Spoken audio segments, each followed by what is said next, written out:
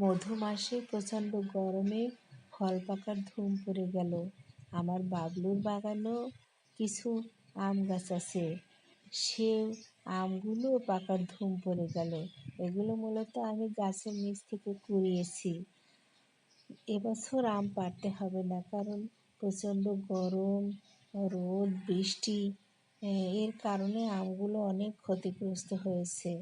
কিন্তু আরও ক্ষতিগ্রস্ত হয়েছে, প্রচুর পরিমাণে বাদুড় আসে।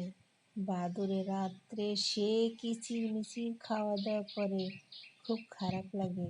কিন্তু এই শত্রু তাড়ানোর কোনো শক্তি নেই, কারণ এরা প্রতিদিন আসবে, প্রতিদিন মাটিতে ফেলে, আর রাতে কিচিরমিচির শব্দ করে, খুব খারাপ লাগে। তারপরও আল্লাহ রিজিকে যে কয়টা লিখছে সে কয়টা খেতে পারবো। আমার ময়নারা, তোমরা আসলে না, খুব দুঃখ পেয়েছি।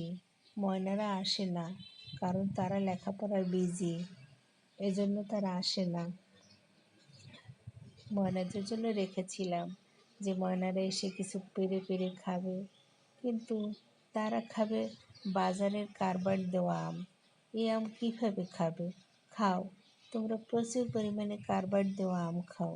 আমাদের আম আমরা খাই আর পাড়া প্রতিবেশীকে নিয়ে খাই। তোমরা ভালো থেকো।